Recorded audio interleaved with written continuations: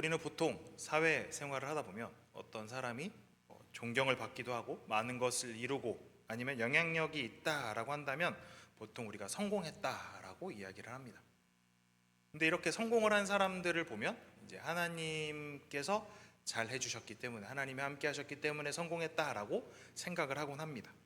그래서 많은 이제 간증을 하시는 분들의 이야기를 보면 대부분 이제 어려웠다가 이제 어떻게 극적으로 상황이 반전이 돼서 좋은 상황이 되었다라고 이야기를 하는, 이 좋은 상황, 뭐 금전적으로나 건강으로나 여러 가지 것들이 좋아진 것들을 보면서 성공했다라고 하기도 하고, 세상적인 것들을 보면서 성공했다라고 합니다.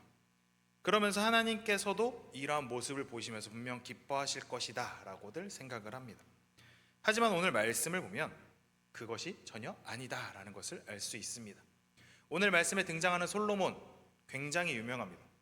예수님을 믿는 사람들이건 믿지 않는 사람들이건 이 지혜의 왕, 똑똑한 사람, 이러한 사람들이 보통 솔로몬이라고들 이야기를 하기 때문입니다. 이 솔로몬이라는 사람은 왕으로서 보면 굉장히 뛰어난 업적을 가지고 이룬 사람입니다. 왜냐하면 하나님께서 그에게 지혜를 주셔서 지혜로운 왕이 되었고, 또 하나님이 부를 주셔서 나라에 굉장히 많은 부를 가지고 있는, 그래서 성전을 지을 때 성전의 기둥, 성전의 벽 이런 것을 다 도금할 정도로 굉장히 부유한 나라가 되었고, 또 하나님의 성전을 지었던 왕이었고, 그리고 이스라엘 역사상 가장 넓은 영토를 차지했던 왕이 바로 솔로몬이었습니다. 이런 모습을 본다면 솔로몬은 이 왕으로서 본다면 성공한 왕이라고 이야기할 수 있을 것입니다. 그런데 오늘 본문 우리가 읽은 말씀, 이 11장, 열왕기상 11장의 말씀은 솔로몬이 그 영광의 가장 정점에 있다 추락하는 그 모습을 보여주게 됩니다. 그래서 오늘 말씀 11장 11절을 보면 이렇게 이야기합니다. 여호와께서 솔로몬에게 말씀하시되 내게 이러한 일이 있었고, 또 내가 내 언약과 내가 내게 명령한 법도를 지키지 아니하였으니 내가 반드시 이 나라를 내게서 빼앗아 내 신하에게 주리라 라고 하십니다. 왜 하나님이 이렇게까지 어떻게 보면 굉장히 나라를 다 빼앗기고 나중에 말씀 보면 단 한 지파만 받게 됩니다. 왜 하나님이 이렇게 하셨는가? 오늘 우리가 솔로몬의 모습을 보면서 하나님이 기뻐하시는 모습이 어떠한 모습이며 어떠한 길인지, 그리고 나는 지금 어떠한 길을 걸어가고 있는지 함께 말씀을 통해서 살펴보도록 하겠습니다. 오늘 말씀 1절은 이렇게 시작을 합니다. 솔로몬 왕이 바로의 딸 외에 이방의 많은 여인을 사랑하였으니 곧 모압과 암몬과 에돔과 시돈과 헷 여인이라 라고 말합니다. 여기서 이 여인들을 사랑했다라고 이야기를 합니다.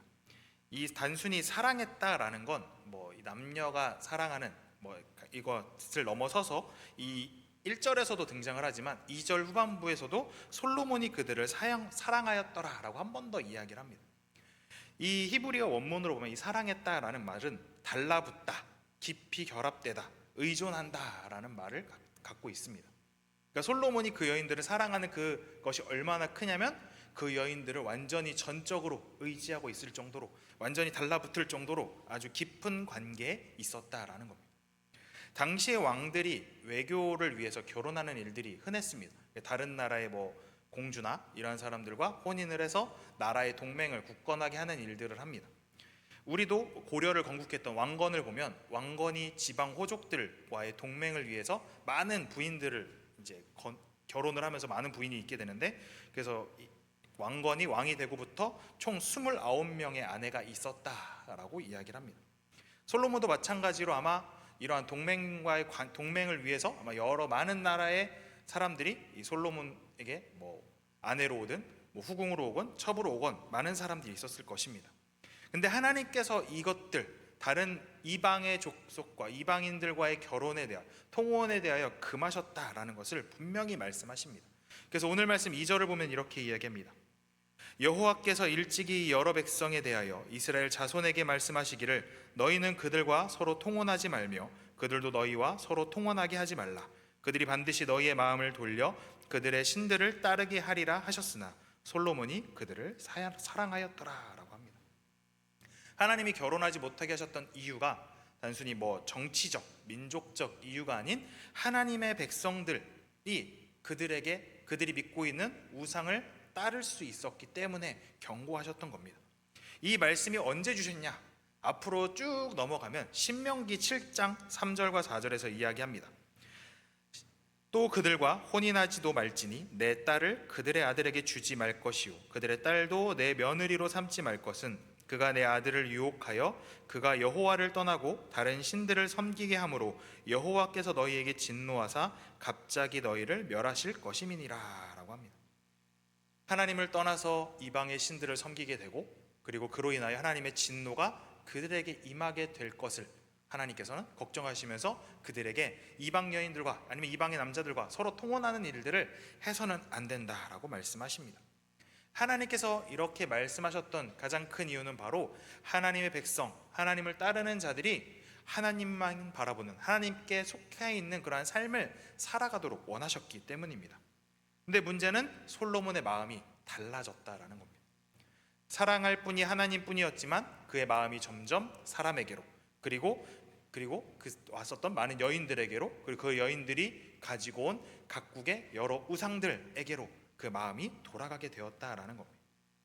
오늘 말씀은 단순히 한 사람, 한 왕, 이 사람의 실패를 이야기하는 것이 아니라 하나님의 백성이 무엇을 사랑하느냐, 무엇을 바라보느냐에 따라서 그가 어떤 길을 걷게 되는지를 보여주고 있습니다. 솔로몬은 하나님의 계명에 불순종하였고 그리고 그의 사랑이 점차 하나님에게서 사람에서 우상으로 넘어가는 모습을 보여주게 됩니다. 하나님을 향할 그 가장 큰 사랑의 방향이 잘못돼서 다른 곳으로 향할 때, 우상으로, 사람으로 향하게 될 때 그 신앙의 근간이 흔들리게 된다라는 것입니다. 지금 우리의 마음은 어디로 향해 있습니까? 무엇이 나를 가장 흔들고 있고 가장 오래 생각하게 하고 가장 의지하게 만들고 있습니까? 그것이 하나님이 아니라면 우리는 이미 마음을 빼앗기고 있는 것일지 모릅니다. 신명기 6장 5절에서 우리에게 이렇게 말씀합니다. 너는 마음을 다하고 뜻을 다하고 힘을 다하여 내 하나님 여호와를 사랑하라. 우리의 마음과 뜻과 힘을 다하여 우리는 하나님을 바라보며 하나님만을 사랑하며 살아가야 하는 존재들이다라는 것을 우리는 기억해야 합니다. 그런데 오늘 말씀에서 솔로몬은 또 어떠한 모습을 보여주는가? 오늘 말씀 3절에서 이렇게 이야기합니다. 왕의 후궁이 700명이요 첩이 300명이라 그의 여인들이 왕의 마음을 돌아서게 하였더라 라고 합니다. 합치면 1000명의 여인들이 있습니다. 근데 여기서 이제 후궁과 첩이 나왔기 때문에 뭐 왕비가 있으면 더 있을지 모르지만 대충 한 1000명의 이제 첩과 후궁들이 있습니다. 하루에 한 명씩 만나면 몇 년이 걸리겠어요? 3년이라는 시간이 거의 걸리겠죠. 3년에 한 번밖에 왕을 볼 수 없는 그러한 상황이었던 이러한 많은 수를 보면서 이야기를 하지만 중요한 건 여기서의 문제는 단순히 이 수 1000명이라는 숫자가 아닙니다. 오늘 말씀 하반절에 뭐라고 하냐면 그의 여인들이 왕의 마음을 돌아서게 하였더라 라고 합니다.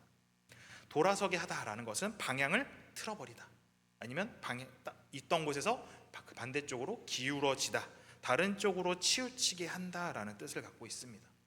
이 말은 지금 솔로몬의 마음이 하나님으로부터 떠나서 이 여인들에 의하여 하나님이 아닌 우상을 향해 점점 기울어져 가는, 점점 넘어가고 있는 상황을 그 여인들에 의하여 이루어지고 있다라는 겁니다. 그리고 계속해서 4절에서 이렇게 이야기합니다.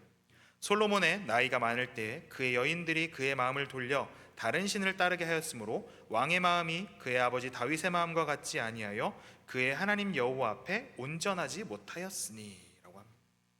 여기서 또 다른 사람이 등장을 합니다. 솔로몬의 이야기를 하면서 누가 등장을 하는가? 바로 다윗이 등장을 합니다. 솔로몬과 다윗의 마음이 서로 달랐다. 솔로몬이 뭐라고 해요? 솔로몬에 대해서 그의 하나님 여호와 앞에 온전하지 못하였다. 그의 마음이 하나님께 온전한 마음이 아니었다. 그 반대로 다윗은 하나님을 향한 온전한 마음을 가지고 있었다라는 것을 말씀합니다. 그런데 우리가 잘 아는 대로 다윗도 죄가 없는 깨끗한 사람이었다라고 하지는 않습니다. 오히려 큰 죄를 짓습니다. 우리가 아는 대로 밧세바와 간음을 하였고 그리고 그로 인해서 임신을 하게 되고 이것을 덮기 위해서 막 여러 가지 방법을 하다 결국에는 우리아를 죽이게 하는 그러한 일들까지 일어나게 됩니다.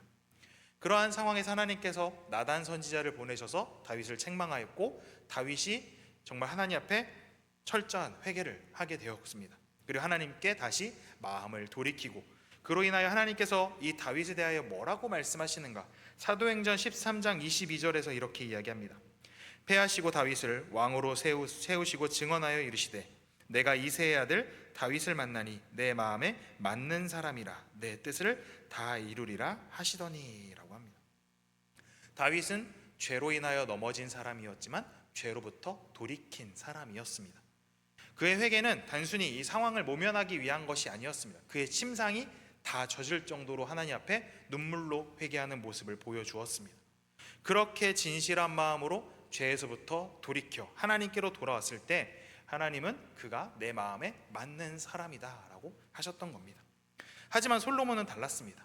우리가 솔로몬의 첫 등장을 아는 것처럼 솔로몬은 하나님을 향한 열심을 가지고 있는 겸손한 왕이었습니다.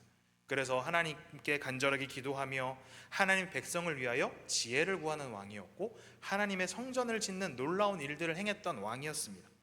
하지만 점점 그의 마음이 하나님이 아닌 여인들에게로, 우상들에게로 기울어져 갔고 그가 나이가 들수록 회개하지 않고 하나님이 아닌 우상을 섬기는 일이 그에게 너무나도 쉬운 일이 되었습니다. 하나님이 보시는 중심은 그가 죄를 짓느냐 짓지 않느냐가 아니라 죄를 지었어도 죄에서부터 돌이키느냐 아니면 그 죄를 보고 외면하느냐라는 것을 우리는 깨달아야 합니다. 다윗과 솔로몬 둘 다 하나님 앞에 죄를 지었지만 다윗은 철저하게 회개하고 하나님께로 돌아온 반면 솔로몬은 그가 우상 숭배하고 있었던 그러한 삶에서부터 돌아오지 못하고 계속해서 그 자리에 머물러 있었다라는 겁니다. 우리의 마음은 점점 하나님께로 온전히 향해 있는지 아니면 세상으로 나도 모르게 조금씩 기울어가고 있는 것은 아닌가 돌아보아야 합니다.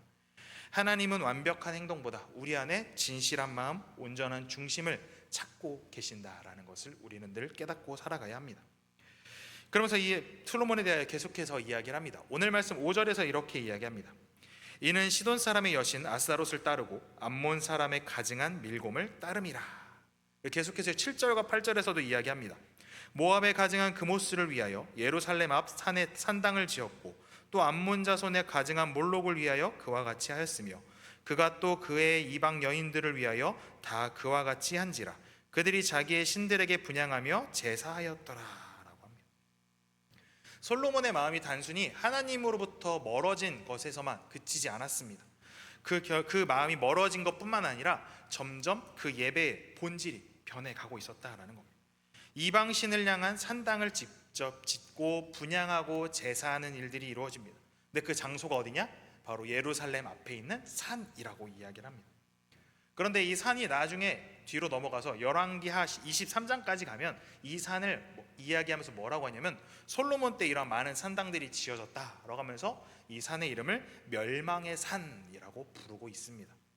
그러니까 이방의 산당들이 얼마나 많이 지어졌는지 그리고 이방 우상을 섬기는 일이 하나님의 그런 성전이 있는 하나님이 함께 하시는 그 예루살렘의 건너편에 있는 그곳에서 이루어지고 있는지를 말하고 있는 겁니다.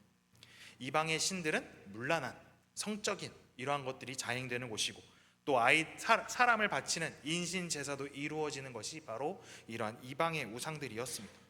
그렇기 때문에 하나님은 이스라엘 백성들이 출애굽을 하여서 가나안 땅에 들어갈 때 그 우상들을 믿지 않기를 오직 하나님만을 바라보기를 계속해서 말씀하셨던 겁니다.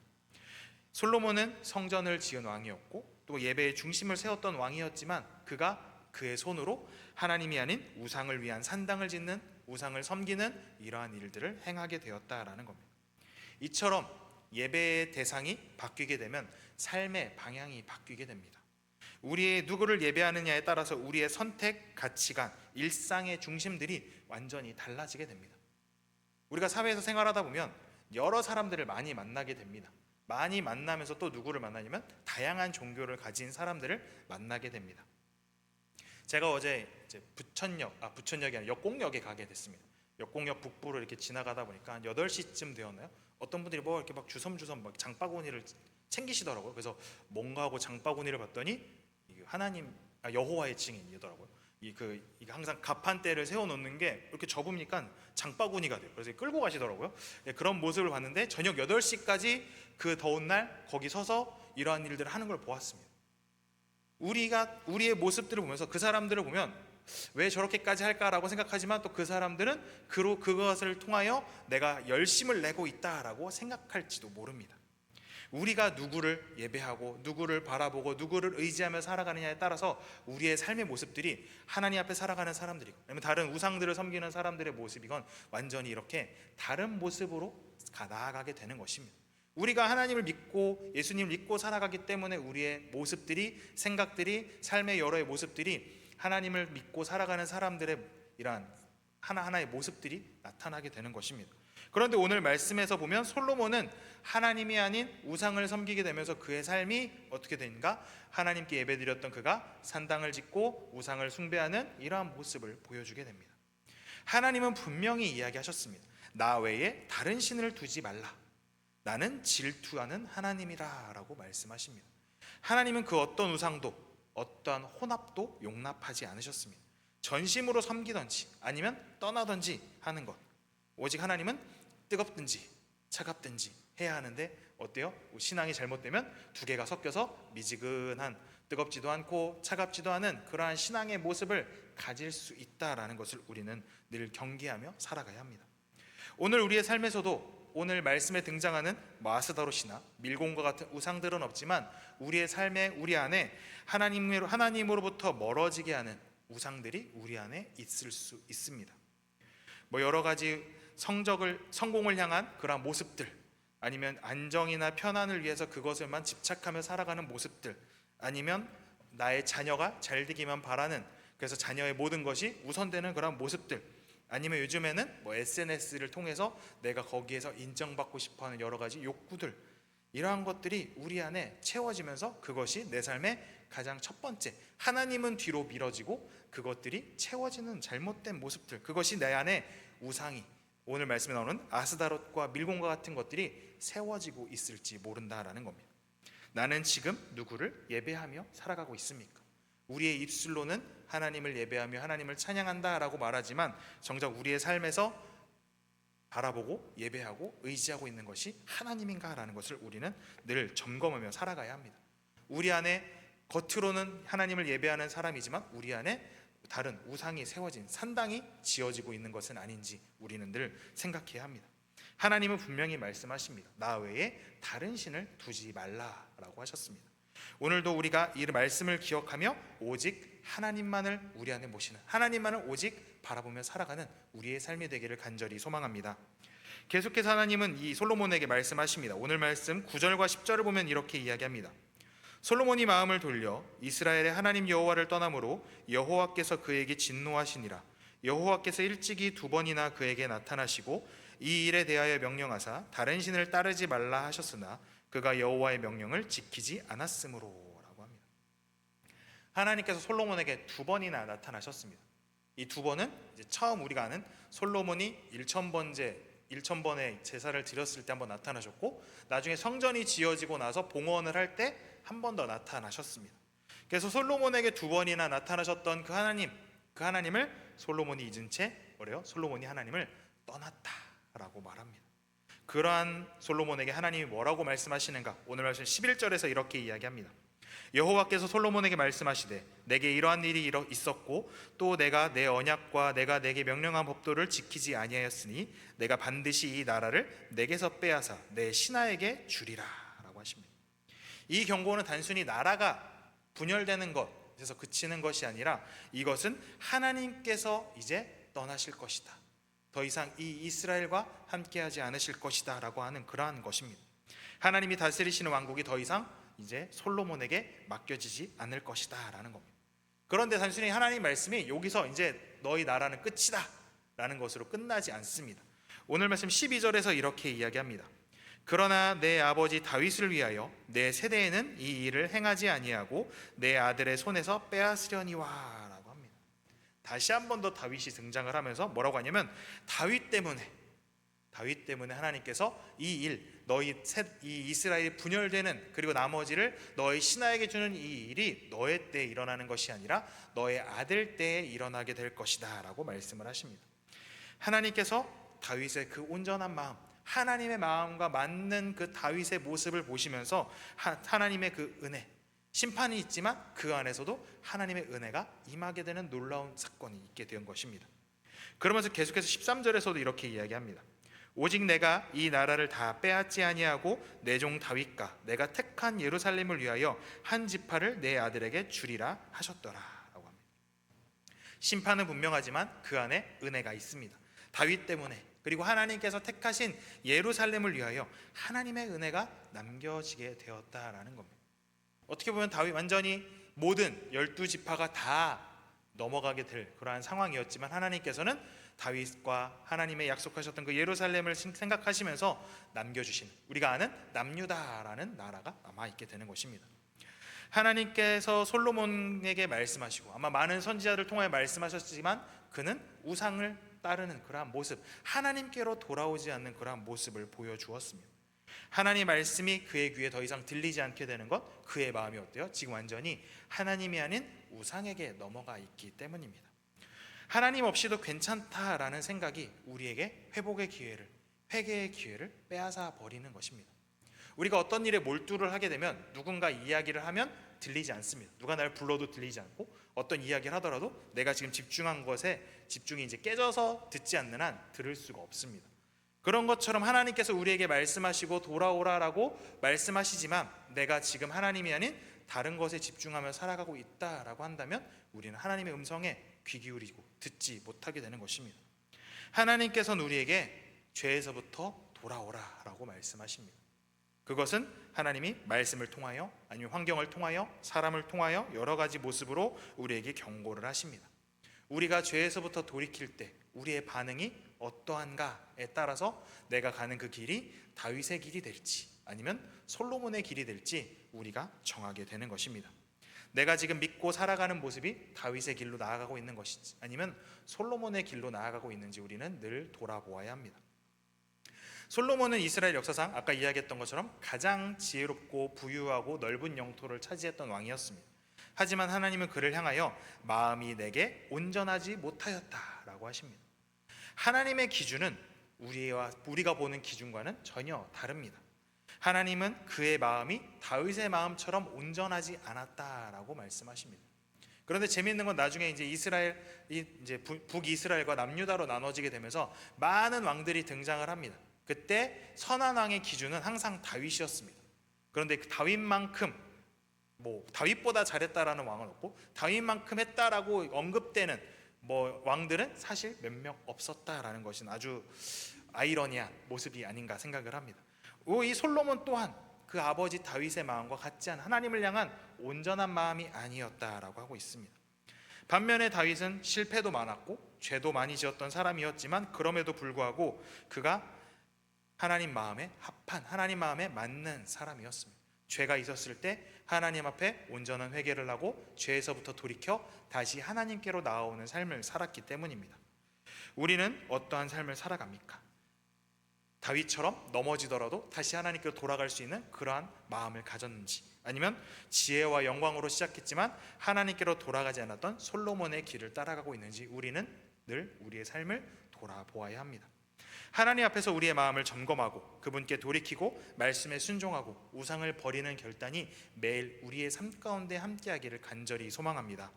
그래서 그 길이 하나님께서 우리에게 원하시는 다윗의 그 길이다라는 것을 기억하면서 우리가 이번 한 주 살아갈 때 우리가 다윗의 길을 걸으며 하나님의 뜻에 순종하고 또 하나님이 우리에게 하시는 그 말씀에 귀를 기울임으로 하나님이 기뻐하시는 하나님의 마음에 맞는 그 다윗이 갔던 그 길을 우리도 믿음을 따라 기쁨으로 순종하며 나아가는 우리의 모든 삶이 되기를 주님의 이름으로 축복합니다. 우리 함께 이 시간 기도하며 나아갈 텐데 우리 함께 먼저 찬양하며 나아가겠습니다. 우리 시선 함께 찬양하며